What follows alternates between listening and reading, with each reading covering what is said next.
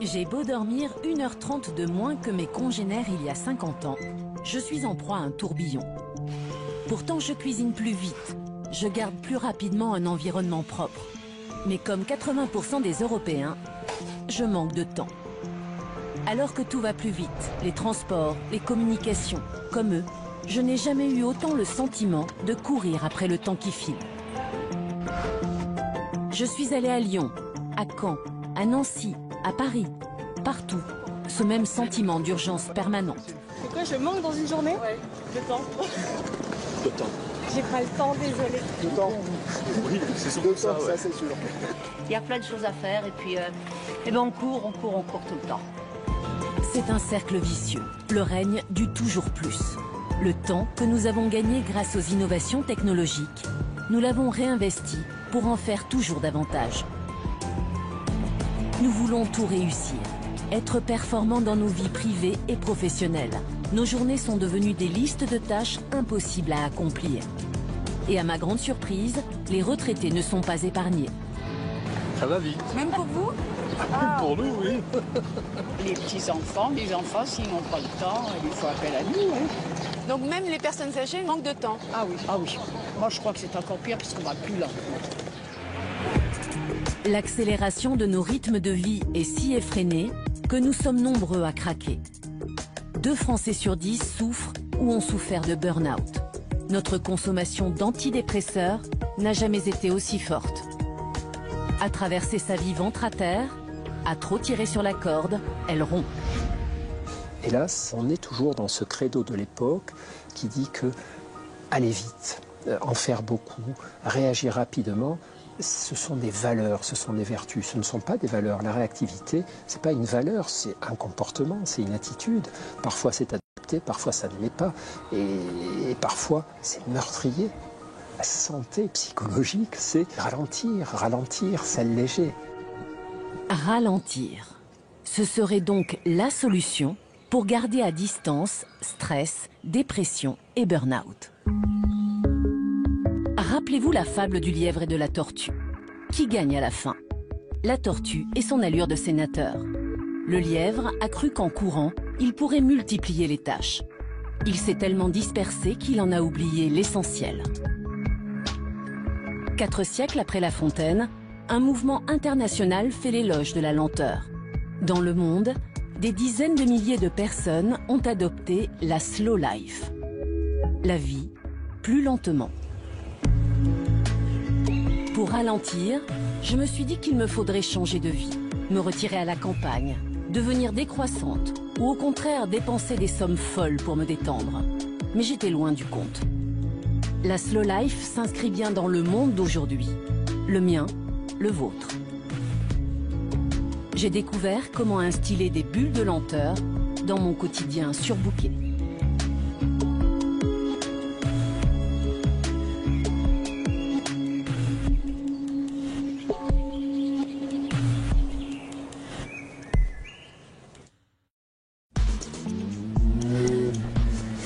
Ma plongée dans le monde du slow débute à 7h30 du matin. L'heure de pointe sur les routes, dans les transports en commun. L'heure où l'on presse le pas pour ne pas être en retard au travail. Certainement pas l'heure de prendre son temps. Et pourtant. Pascale Gary a 55 ans. Son travail commence à 8h30 dans une société d'HLM. Depuis 2 ans, elle a changé ses habitudes.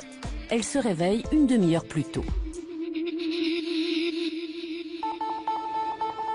Comme 10% des Français, Pascale a choisi de se rendre à son travail à pied. Et ce n'est pas la porte à côté. Elle a 5 km à parcourir, 1 heure de marche devant elle.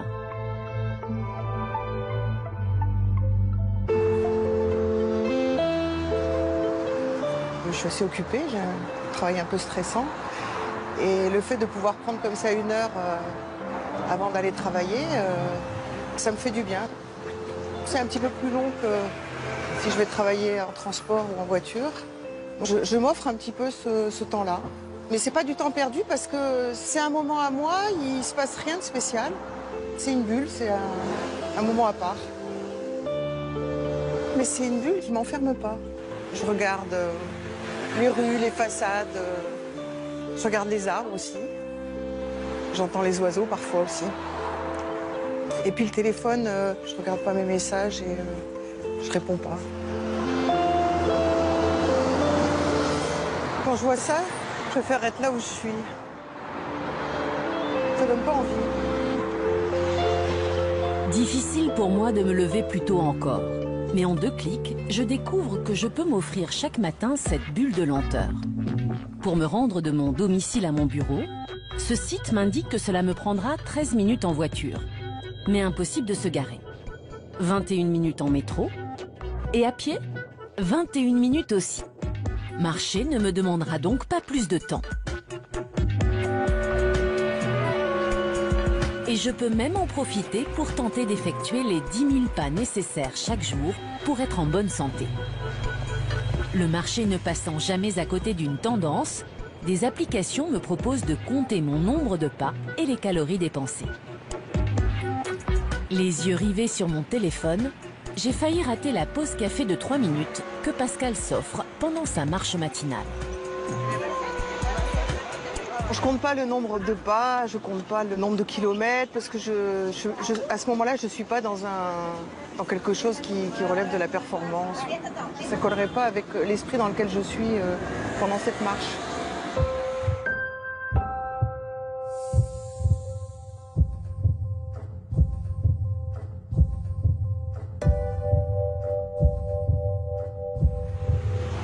Il me reste quelques minutes avant d'arriver au travail. Je suis détendue, je suis prête. Certains collaborateurs ont même remarqué qu'il y avait une différence. Je dis pas bonjour de la même façon.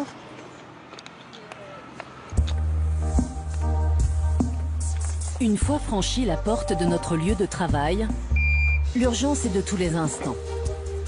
Dans bien des métiers, il semble difficile de pouvoir ralentir sans paraître hors jeu, discrédité. Le bien-être au travail, on en parle beaucoup, mais pour l'instant, ça reste trop souvent un effet d'annonce, une stratégie de communication. Pour envisager un temps de pause dans ma journée, mieux vaut directement sauter à la case déjeuner. Moi, mon déjeuner ressemble à ça. Un sandwich ou un plat vite expédié. Et ne me dites pas que je suis une espèce rare. En 20 ans, la pause déjeuner est passée d'1h30 à 22 minutes en moyenne. Le déjeuner n'a plus rien d'une pause.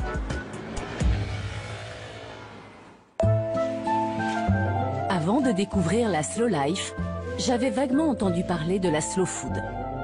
La slow food propose que ce que l'on mange soit cultivé, cuisiné et dégusté avec le temps nécessaire pour le faire. Sortis des grands repas de famille ou entre amis, nous perdons notre plaisir de nous alimenter. Pour nous reconnecter à notre corps, il faut prendre le temps de manger. C'est ce que le docteur Cocolle, nutritionniste, tente d'inculquer à ses patients. Audrey Bourguignon est infirmière dans un hôpital parisien. Infirmière, un métier sous pression, ses repas sont toujours expédiés. Alors racontez-moi cette alimentation un petit peu. C'est vrai que c'est plutôt la va-vite. Donc après, effectivement, on a tendance à se sentir plutôt lourd. Hein, parce que j'ai vraiment le sentiment de ne pas pouvoir digérer correctement. Parce que vous avalez, vous trouvez, ou vous mâchez dans le peu de temps qui vous est imparti? Je pense plutôt que j'avale, oui. Donc vous mastiquez pas forcément? Non, même quasiment pas du tout. Et si je vous interrogeais 2 heures après, est-ce que vous seriez capable de me dire le menu exact de ce que vous avez ingéré? Pas sûr. Ah ouais, donc c'est intéressant. Donc vous mangez de façon automatique. Donc vous remplissez là? Oui, je pense que oui. C'est plus par nécessité que par plaisir, là. D'accord. Il faudrait que vous puissiez manger plus lentement, donc il faut prendre du temps. 20 minutes en mastiquant, en broyant les aliments pour créer ce qu'on appelle le bol alimentaire. C'est-à-dire que l'aliment doit être entouré de salive. Ça donne le temps au cerveau d'analyser en temps réel ce que vous êtes en train de porter en bouche. Oui. Ça procure du plaisir alimentaire. Et je me sentirai moins ballonnée comme ça? Vous vous sentirez moins ballonné et vous pourrez même perdre du poids avec ça. D'accord. Simplement, sans faire de régime, c'est du comportement alimentaire. On est dans une époque zapping où on va trop vite dans les choses.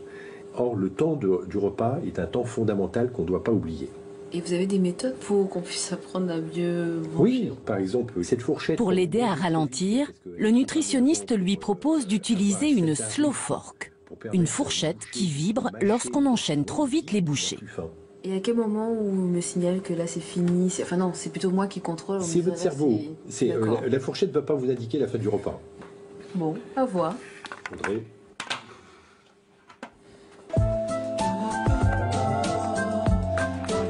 Avons-nous à ce point perdu nos intuitions pour avoir besoin d'une fourchette qui vibre afin de retrouver le plaisir de manger tranquillement?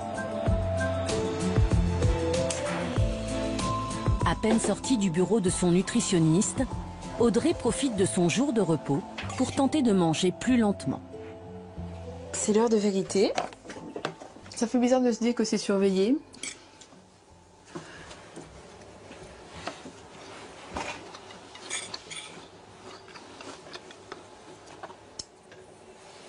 Ah. Bon, ben j'ai déjà un rappel à l'ordre dès la première bouchée. C'est pas très sympa.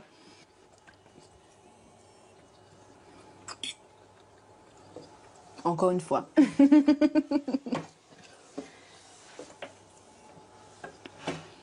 J'avais l'impression de manger vite, mais je n'avais pas réalisé que c'était autant. Je pense que ça va pas être facile en fait. Là, vous pensez plus au goût, à ce que vous mangez, ou est-ce que la fourchette vibre? Là, je fais plus attention à la fourchette, mais je réalise que j'arrive à mâcher un peu plus et ressentir un peu mieux la texture des aliments.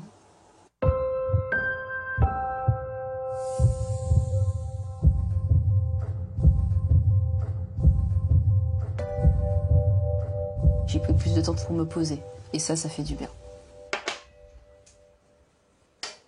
Avec ou sans fourchette, j'ai compris qu'il me fallait prendre plus de temps pour déjeuner. J'imagine que je pourrais même facilement allonger ma pause déjeuner en tapotant sur mon clavier ou en regardant défiler les infos télévisées. Mais je n'avais rien compris. Ces stimulations dans tous les sens sont l'inverse d'une bulle de lenteur. Il me faut être entièrement à ce que je fais, manger et rien d'autre. Ce travail sur l'attention, plus que sur le chronomètre, c'est le cheval de bataille du nutritionniste Jean-Philippe Zermati. On peut manger très lentement sans être attentif à ce qu'on mange. Et du coup, ça n'a aucun effet bénéfique. On peut manger lentement en faisant des mots croisés ou lentement en travaillant sur une tablette ou en regardant un ordinateur ou en regardant un film. Et ça détourne l'attention. Et sans l'attention, on perd le rassasiement.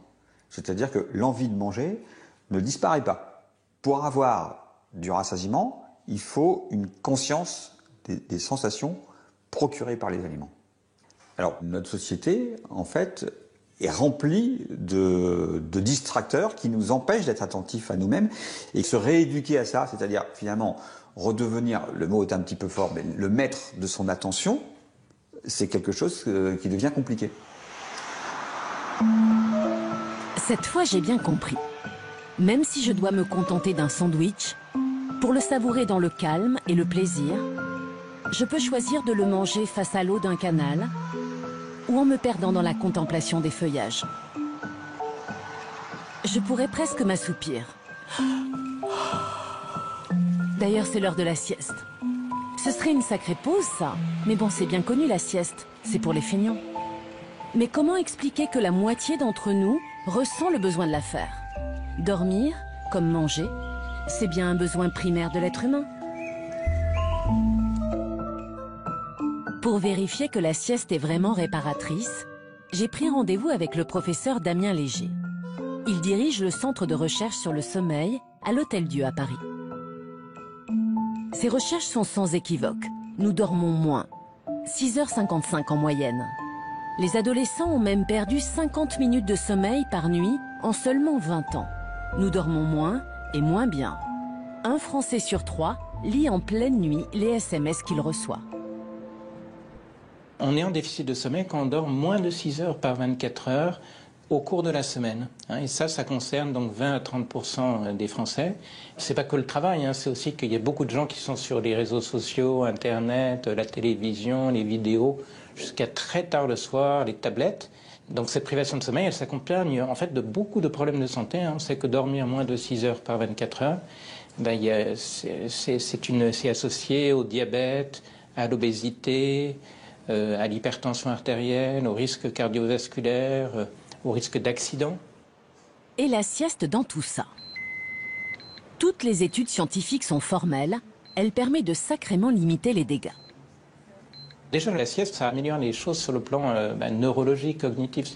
On réagit plus vite, on est plus attentif, on améliore sa mémoire.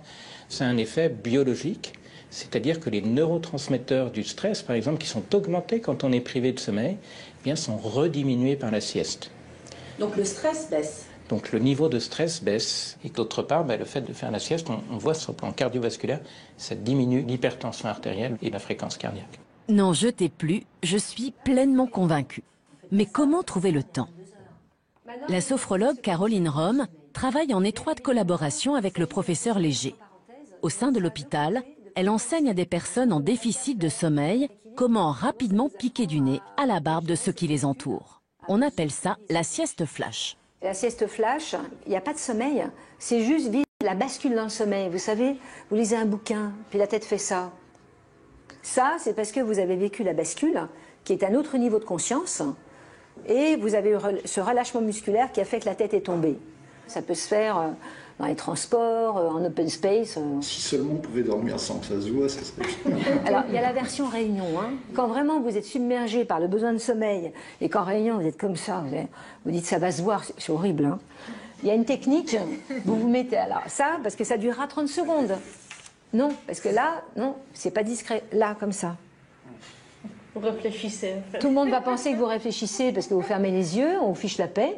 Et quand vous sentez que la tête, vraiment, vous vous laissez basculer, discrètement, vous réactivez. Ça marche. Ça repose. Alors, il n'y a pas de repos parce qu'il n'y a pas de sommeil. Par contre, ça repose quand même, puisqu'il n'y a pas de lutte pour ne pas dormir. Quand on lutte, on s'épuise. Dans la société, on n'est pas programmé pour lâcher prise, au contraire. On est programmé pour toujours être le meilleur, le plus fort, etc. Ça fait partie des rythmes. D'ailleurs, les Chinois, les Japonais, ils l'ont compris avant nous. Ils font des siestes flash partout, tout le temps, et ils sont plus efficaces et ils tiennent le coup beaucoup plus longtemps que nous. Donc, fermeture des yeux. En moins de 3 minutes, la sieste flash combat la somnolence. Mais la sieste vraiment réparatrice est un peu plus longue. La meilleure sieste, en fait, c'est une sieste de 20 minutes. On recommande vraiment des siestes de 20 minutes. C'est très récupérateur. Alors qu'au-delà des 20 minutes, on a du sommeil profond. Et là, ça devient difficile d'émerger. On est dans ce qu'on appelle l'inertie du sommeil. C'est vraiment la grande difficulté à émerger, qui n'est pas toujours bénéfique. Le hic, c'est que comme la plupart d'entre vous, je ne dispose pas au travail d'un espace pour dormir. Et quand je vois que 5% des salariés européens utilisent l'abattant des toilettes comme oreiller, je me dis que je préfère continuer à bâiller. Mais ce besoin de dormir, certains y ont vu un marché. À Belfort, Marseille, Nantes ou Paris, moyennant quelques euros, je peux m'installer pour une vingtaine de minutes dans un bar à sieste. Cécile Henry en a ouvert un il y a 3 ans dans le quartier d'affaires de Lyon-Pardieu. Sa cible, les cadres sup. C'était un peu mon idée au départ en me disant c'est probablement les gens qui ont le plus de responsabilités qui sont le plus fatigués. C'est pas sûr. Et en tout cas, moi, ce que je constate, c'est que le stress et la fatigue sont extrêmement bien répartis dans la société. Ce jour-là, c'est en triporteur électrique qu'arrive le premier client, Benoît, plombier de son état. Je me préoccupe de la planète, je roule en électrique, je me préoccupe de mon bien-être, je fais la sieste. Bonjour. Bonjour Madame Henry. Voilà, et à votre droite. C'est un métier, l'artisanat, où il faut être concentré, notamment dans la plomberie, parce qu'on peut vite faire des bêtises et qui ont des conséquences importantes. Donc oui, je suis fatigué, en général, vers 13h, 13h30, je suis vraiment fatigué. Moyennant 9 euros, Benoît n'a aucune peine à s'endormir dans un vrai lit. Pendant ce temps, Cécile Henry accueille des clients qui ont du mal à lâcher prise. Elle leur propose une sieste guidée. On va essayer de reproduire en fait ce qui se passe naturellement lorsque vous endormez. Sophie, responsable informatique, est sujette aux insomnies. Avant de découvrir ce lieu, il lui est arrivé de se réfugier dans sa voiture pour grappiller quelques bribes de sommeil.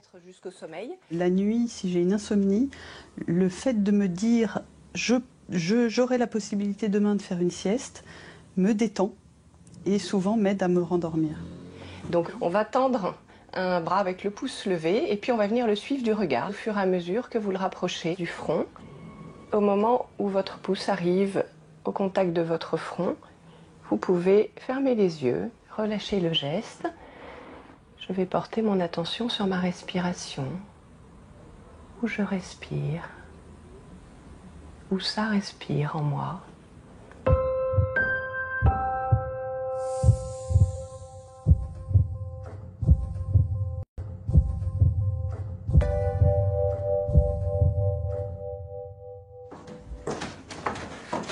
En 45 minutes, ce n'est pas si long, Sophie prend le temps de satisfaire 2 besoins essentiels, dormir et manger. J'aurais pu ne plus aller dormir quand j'ai sommeil. Maintenant, ça fait partie d'une philosophie de vie, hein, d'apprendre à s'écouter, répondre à nos besoins naturels par des solutions naturelles et pas par des médicaments ou par des choses très coûteuses en temps ou en argent. Oui.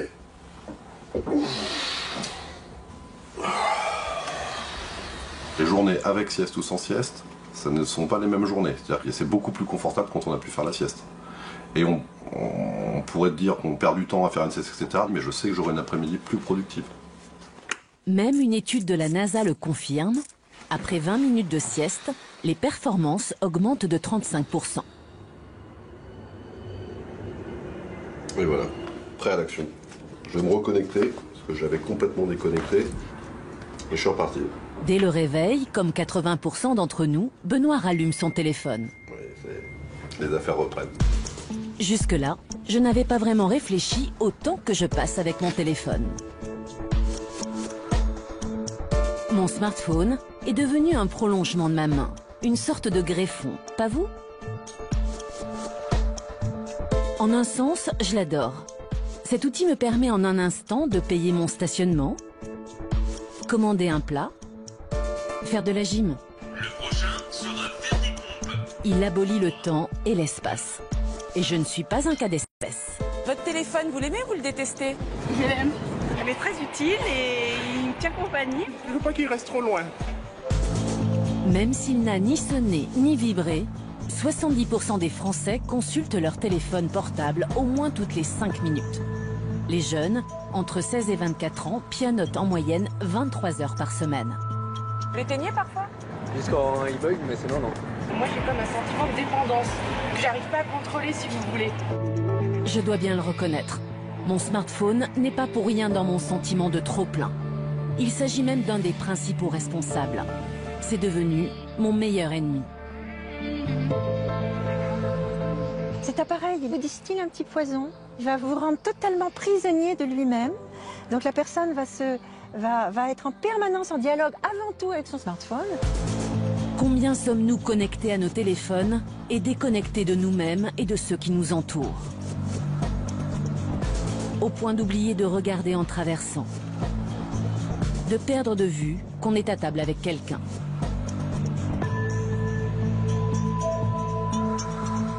C'est allé trop vite, c'est allé beaucoup trop vite et nous ne sommes pas encore capables de faire preuve d'un bon usage, d'un discernement, c'est-à-dire tirer le meilleur de ces outils en respectant nos capacités biologiques, nos capacités psychologiques. On prend tout, on avale tout, on mange tout, on réagit à tout. C'est pas du tout une bonne idée. David Lajarge est forcément connecté puisqu'il travaille dans la communication numérique. Mais l'an dernier, à cause de son hyperconnexion, il a réalisé qu'il perd des pieds dans sa vie personnelle et professionnelle.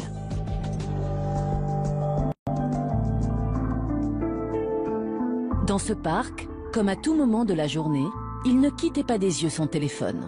Ça pouvait être au travail, dans les réunions, quand j'étais au restaurant avec des amis ou même en face d'une seule personne en pleine conversation, quand je me promenais, quand j'étais posé ici alors que l'idée c'était quand même justement de souffler, non. Il fallait systématiquement quand il arrivait quelque chose que je le regarde, donc oui c'était la priorité, il fallait que je le regarde. C'est le paradoxe en fait, on a cette illusion parce qu'on est super connecté, on est du coup tout le temps là et on est le pro de la communication parce qu'on est tout le temps présent avec les gens, alors qu'en fait non, parce qu'on n'est pas finalement là et on n'est pas finalement là aussi pour soi-même. Combien sommes-nous à avoir perdu le contrôle de nos vies en l'interrompant sans cesse pour regarder nos écrans? David a su réagir à temps. Si je viens avec un téléphone, j'ai l'habitude de reprendre mon vieux téléphone à clapper qui est ici. Hop. Ça me permet d'être sûr de ne pas être dérangé pour tout et n'importe quoi. J'ai que des gens qui peuvent m'appeler ou m'envoyer des SMS et tout le reste, ça attendra après. Je suis posé voilà, avec mon carnet, j'arrive beaucoup mieux à me concentrer. Puis le papier aide aussi à se concentrer parce qu'on n'a pas des onglets dans tous les sens et où on est distrait. Et je suis devenu monotâche, c'est-à-dire que maintenant je vais une tâche à la fois, je ne fais pas 40 choses en même temps. Et c'est vrai que dans ce sens-là, je pense que je suis plus efficace aujourd'hui aussi. David a découvert qu'il ne pouvait pas être multitâche. Le multitâche, dit-on, est une aptitude des femmes. Mais comment donc sont façonnés les cerveaux féminins pour parvenir à faire deux choses à la fois? Étienne Quéclin, chercheur en neurosciences, dissèque ce qui se passe dans nos cerveaux quand on tente de faire plusieurs choses en même temps. Les femmes ne sont pas plus multitâches que les hommes, c'est clair. En fait, ni les hommes ni les femmes sont multitâches en quelque sorte. C'est ce qu'on observe dans nos expériences, hein. Le multitâche est une illusion. Et paf, un uppercut dans les idées reçues. Aucun cerveau, pas plus chez les femmes que chez les hommes, ne peut porter son attention sur deux choses à la fois. Et nos enfants et adolescents n'en sont pas plus capables. On peut tout à fait marcher et parler avec quelqu'un en même temps. Ça pose pas de problème parce que la marche, par exemple, est une activité qui ne demande pas d'attention. Une activité réflexe, si vous voulez. Mais dès qu'une activité demande un minimum d'attention, comme par exemple écouter quelqu'un et comprendre ce qu'il dit, écrire un SMS, eh ben, la manière dont notre cerveau est conçu nous empêche de porter notre attention sur deux tâches à la fois. C'est une capacité que notre cerveau humain n'a pas. Donc si on est dans une situation où on va essayer de faire ça, ce que va faire notre cerveau, c'est qu'il va porter l'attention successivement d'une tâche à l'autre. Ça peut être assez rapide, donc on a cette illusion qu'on fait plusieurs choses à la fois, mais en fait le cerveau ne traite pas les deux tâches simultanément. Il bascule de l'une à l'autre. Je ne peux donc pas comprendre une conversation pendant que je lis un SMS. C'est l'un ou l'autre. Nos va-et-vient incessants d'une tâche à l'autre ne sont pas sans conséquences. La première conséquence, c'est qu'il y a évidemment un temps de bascule d'une tâche à l'autre, qui est perdu pour les deux tâches. C'est une fraction de seconde. Mais lorsque on est sur deux tâches à la fois, le cerveau fait ça tout le temps, et donc ça se cumule petit à petit. Ensuite, ça se traduit par une perte de performance dans l'exécution de chacune des tâches. La troisième conséquence, c'est que ça mobilise beaucoup de ressources dans les régions les plus antérieures du cerveau qui sont très consommatrices d'énergie et donc ça va se traduire par une grande fatigue mentale, voire à plus long terme d'un stress ou une augmentation de l'anxiété, etc. Si à l'instant vous avez jeté un coup d'œil à votre téléphone qui bipait, vous avez forcément raté quelques mots. Alors Étienne Quéclin vous le répète. Le multitâche est une illusion. Passer sans cesse d'une tâche à l'autre nous fait donc perdre du temps, commettre des erreurs, épuise notre cerveau et nous stresse. David Lajarge a eu le déclic à temps. Il lui fallait arrêter de cliquer tout le temps. Malgré son travail, où les écrans sont incontournables, il a réussi à mettre en place toute une série de garde-fous. La première chose que j'ai faite finalement, elle paraît toute simple, hein, mais elle est redoutable, c'est que j'ai acheté un réveil. J'en avais pas. Je me réveillais comme la plupart des gens avec mon smartphone. Et finalement, le fait d'avoir un réveil, ça fait que le matin, je ne suis pas tout de suite sur mon téléphone, comme un hyper connecté. Voilà, ça c'est la première chose. David a aussi fait une vraie purge dans ses écrans. Il s'est défait de ses tablettes, de ses consoles de jeux, et il a revu l'utilisation de son ordinateur et de son téléphone. Je le fais petit à petit, je teste ce qui peut fonctionne aussi avec moi, parce que bon, j'ai une manière de fonctionner, j'ai une manière de vivre, d'être. Il ne faut pas non plus que ce soit une contrainte. Moi, j'ai envie juste de retrouver un équilibre dans mes usages. J'ai pas non plus envie de finir dans un monastère. Donc, pour les mails, la première chose que je me suis forcé à faire, c'est de ne plus les consulter à chaque fois qu'il y en a un qui tombe. Sur son téléphone, David a réduit de moitié le nombre de ses applications. Il lui en reste quand même une quarantaine, ce qui le situe dans la moyenne des Français. Mais elle le sollicite beaucoup moins. Je me suis dit, je vais garder les notifications qui sont humaines, dans le sens où ce sont des SMS, des appels manqués, de la messagerie quelconque. Par contre, tout ce qui est automatisé, les jeux, les applis, les outils, les choses comme ça, je les ai enlevés. Malgré toute sa volonté, parfois David a du mal à se discipliner. Dans ces moments-là, c'est une application qui vient à son secours. On appelle les applications digitales détox. On choisit une durée de temps, 1 heure, 2 heures ou plus, peu importe. Et en fait, une fois qu'on a lancé ça, le téléphone est comme bloqué, figé.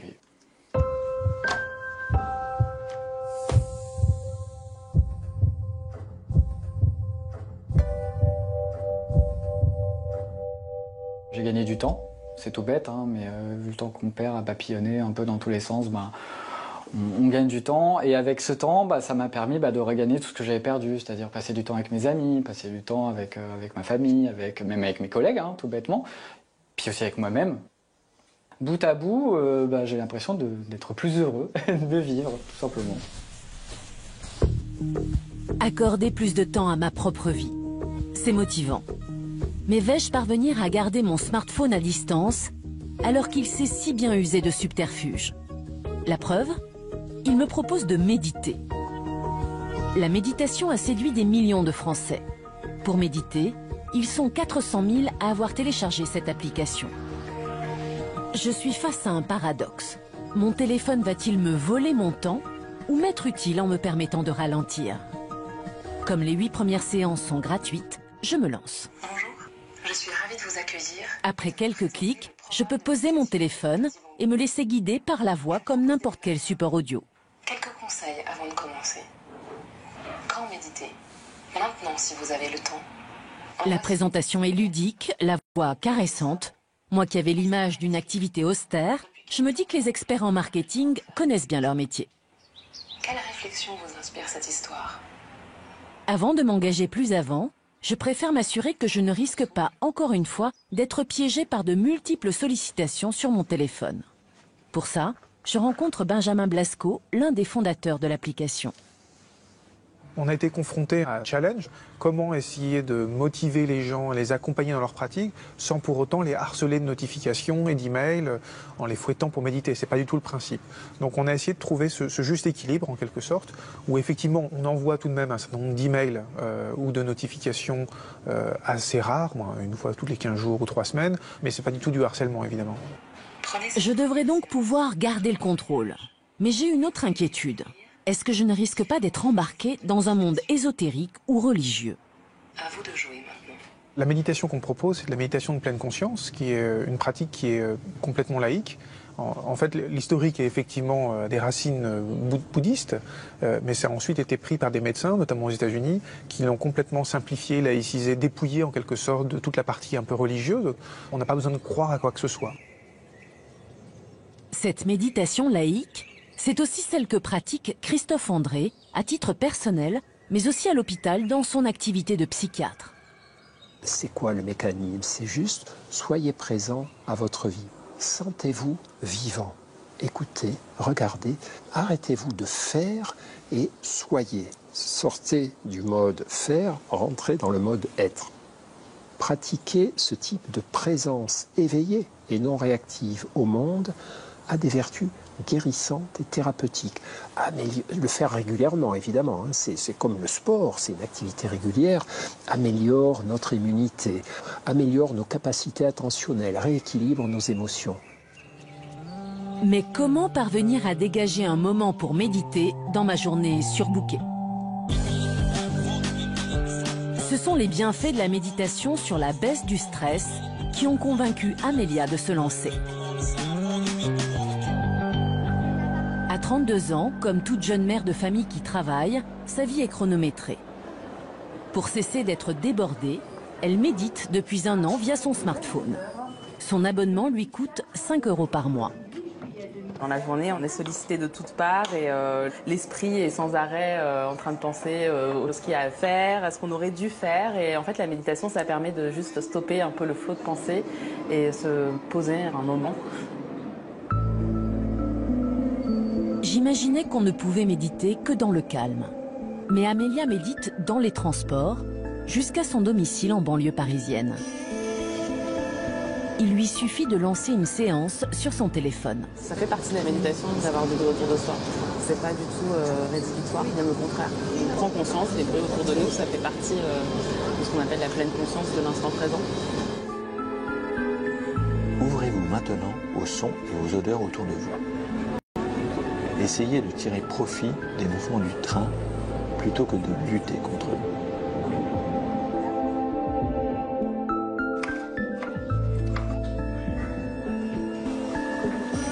Un petit peu de jambon, un petit peu de courgette.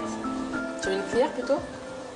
La méditation, ça permet, je pense, de rester concentré sur ce qu'on est en train de faire, qu'il s'agisse d'une tâche au travail ou d'un moment de jeu. Quand je suis en train de jouer, même si mon cerveau va m'amener à penser à la suite de la soirée ou à ce que je dois faire demain, je vais plus facilement me dire « Ok, c'est pas grave, demain c'est demain, maintenant c'est un instant à vivre tout de suite, quoi. Donc on verra plus tard. »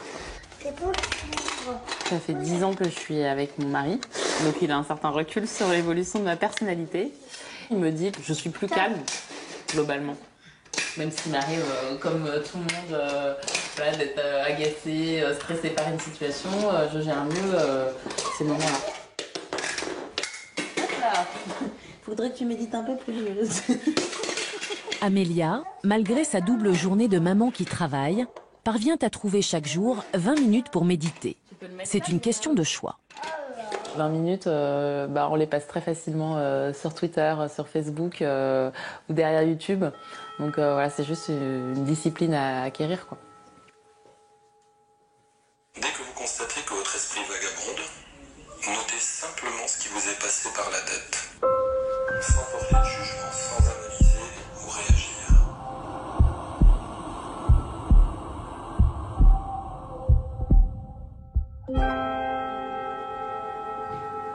Amélia a réussi à s'accorder 20 minutes par jour pour méditer. Je découvre qu'il y a aussi d'autres biais pour gagner en concentration, en détente, en calme. Plus de 2 millions de Français ont réussi à trouver du temps dans leur quotidien pour pratiquer le yoga. On allonge l'arrière. Le tricot vit un véritable retour de flamme. Le rythme des aiguilles fait baisser la fréquence cardiaque. 9 Français sur 10 jardinent, même si c'est seulement sur le bord de leur fenêtre. C'est en essayant de choisir entre ces bulles de lenteur que je me suis rendu compte qu'une chose avait disparu de ma vie. Ne rien faire du tout. Je crois d'ailleurs que même si je trouvais le temps, je n'en suis plus capable. On a totalement perdu le sens et la capacité de la non-action. Et notre société est très largement responsable puisque pour nous vendre des choses, des écrans, des logiciels, des ceci, des cela, elle nous a incité à remplir toutes les pages de non-action par des actions ou des distractions.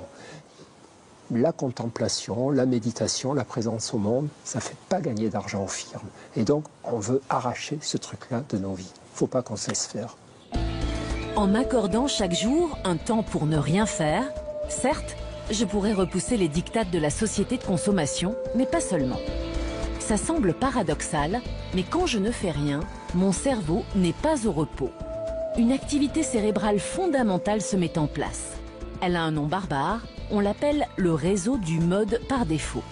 Le mode par défaut, ce sont ces moments où l'on voyage dans nos pensées. Le professeur Francis Eustache l'étudie depuis de longues années. Sans le mode par défaut, sans ce voyage dans nos pensées, impossible de construire solidement notre mémoire. On se tourne vers nos pensées, on se tourne vers des informations récentes auxquelles on a été confronté. Et en fait, notre cerveau va permettre de faire en quelque sorte une sorte de synthèse entre ces informations nouvelles ou relativement nouvelles et des informations plus anciennes.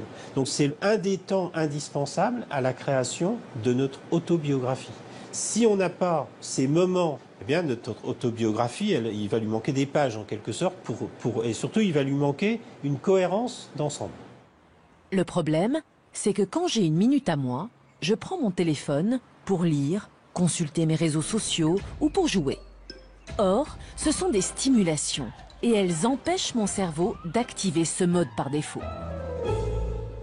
Mais si vous êtes hyper stimulé, eh bien, en conséquence, vous allez peu mettre en place ce réseau du mode par défaut. Et il faut tenter, si c'est possible, de le protéger. Voilà pourquoi je dois par moment ne rien faire. Une question me taraude, m'affole même. Comment nos enfants et nos adolescents, multiconnectés, hyperstimulés dès le plus jeune âge, vont pouvoir développer ces capacités qui nous sont essentielles? L'enfance ne serait donc plus le temps de l'insouciance et des rêveries. J'ai rencontré Christine Hébert dans sa salle de classe. Elle enseigne en maternelle depuis bientôt 40 ans. Si elle s'inquiète, ce n'est pas seulement en raison de la prépondérance des écrans. En dehors de l'école, nombre de ses élèves ont des agendas de ministres.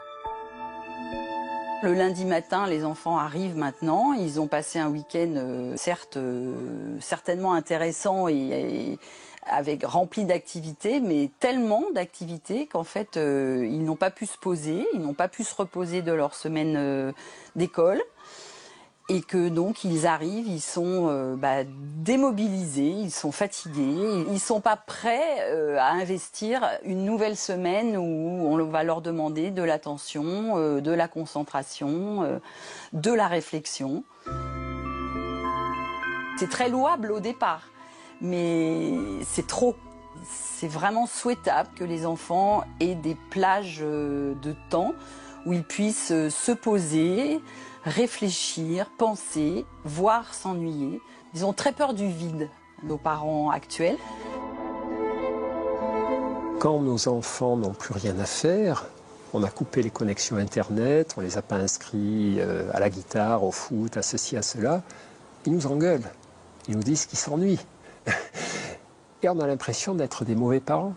Mais si nous abandonnons nos enfants à cette société qui mercantilise leur capacité attentionnelle, eh bien, nous les abandonnons à des troubles de l'équilibre émotionnel, des troubles de l'attention, malheureusement des tendances à l'insatisfaction, à la difficulté à être heureux, à être bien, à parler avec les autres humains. Cette accélération du rythme de leurs enfants, de plus en plus de parents en prennent conscience. Ils décident d'adopter le slow parenting, ou comment recréer des bulles de lenteur pour nos rejetons. Dans la ville de Poissy, Véronique est la mère de 4 enfants âgés de 12 à 17 ans. Chaque jour, à la sortie du collège ou du lycée, les ados convergent vers la maison familiale.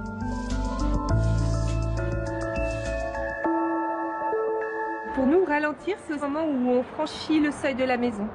On va pouvoir souffler et aussi se ressourcer. Hein, Antoine? Pour lui, c'est vital, il le réclame d'ailleurs. Ne pas tout de suite enchaîner en rentrant sur autre chose. Pour que chacun puisse avoir le temps de se poser, dans la famille, les activités ont été limitées. Antoine a arrêté le kung-fu et la clarinette. J'aimais beaucoup mes activités, mais après je m'en rendais compte. Oh là là, tout ce que j'ai dans mon cahier texte, j'y arriverai jamais. C'est sûr que ça m'a apporté des regrets, mais j'étais moins épuisée.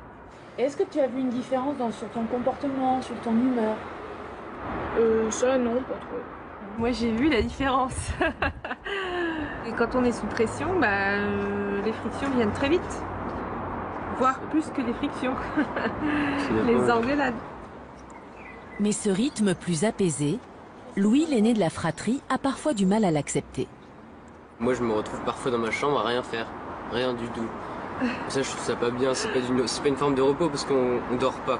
En fait, on tourne dans sa chambre, enfin, on se rend compte qu'on passe du temps inutile. Oui, Moi, je fonctionne sous la pression du oui, travail. la pression est bonne aussi, je suis d'accord avec toi, mais l'ennui, ça ouvre sur autre chose, même si on n'en a pas conscience. Et c'est mon rôle de mère de le lui préserver, alors qu'il y a plein de petits trucs qui auraient envie de prendre l'espace. Mais cet espace-là, il me semble qu'il est fondamental pour construire sa personnalité, en fait.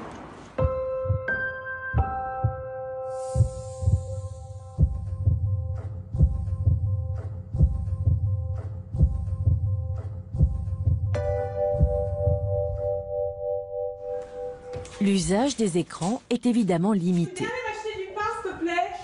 Hormis pour le travail scolaire, pas plus d'1 heure d'ordinateur et seulement quand il n'y a pas classe. Le téléphone portable, dans la famille, ce n'est pas avant 15 ans.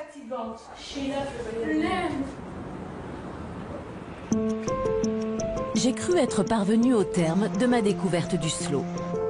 J'ai compris que je pouvais dégager du temps pour satisfaire correctement 2 besoins primaires, manger et dormir. Qu'en m'offrant au quotidien des bulles de lenteur, je pourrais être moins stressée, plus concentrée, présente à ce que je vis.